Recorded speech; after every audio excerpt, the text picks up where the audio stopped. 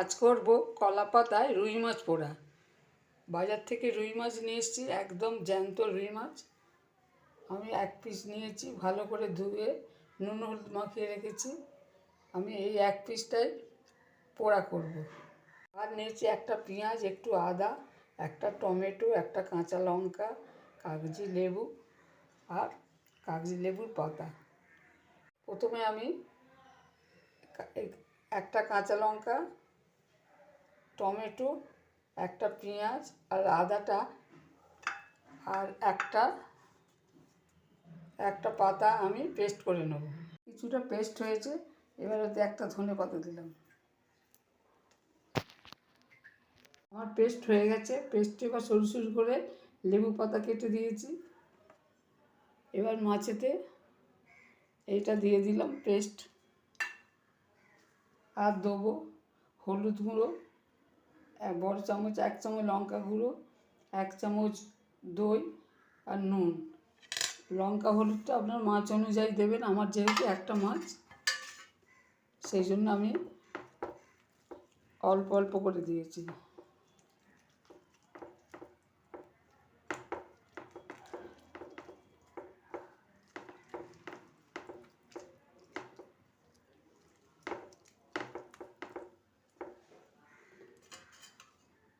লেবুর রস দেব।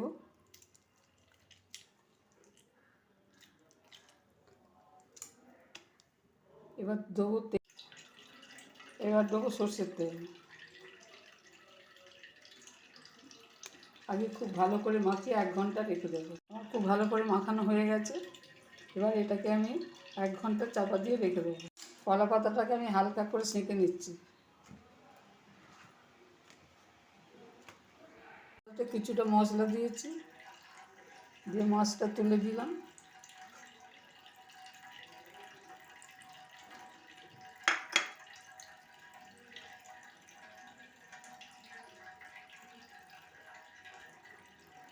একটা ধনেপাতা, শুকনো লঙ্কা দিয়েছি। এবার ওপরে একটু তেল দিয়ে দিলাম। কলা পাতাতে তেল দিয়ে দিলাম। এবার আর একটা কলা পাতা দিয়ে সুতো দিয়ে ভালোভাবে বেঁধে দেবো। ওভেনে আমি একটা স্ট্যান্ড বসিয়েছি, আর আমার বাঁধা হয়ে গেছে সুতো দিয়ে। এবার এটাকে আমি বসিয়ে দিলাম।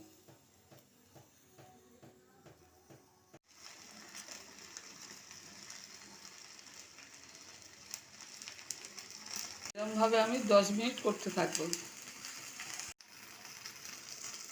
এবার কলা পাতাটা উল্টে দিয়েছি। আমার হয়ে গেছে, আমি আঁচটা বন্ধ করে দিলাম। আঁচটা বন্ধ করে দিয়ে এবার এটাকে একটু চাপা দিয়ে রাখলাম। এবার আমি খুলে দেখব কলা পাতায় রুই পোড়া।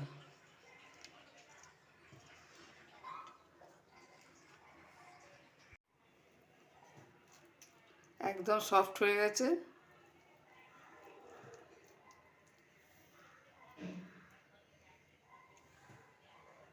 কলা পাতায় রুই পোড়া আমার রেডি হয়ে গেছে। যদি এই রেসিপি ভালো লাগে, শেয়ার করবেন, সাবস্ক্রাইব করবেন আর কমেন্ট করে জানাবেন। খুব সফট হয়েছে।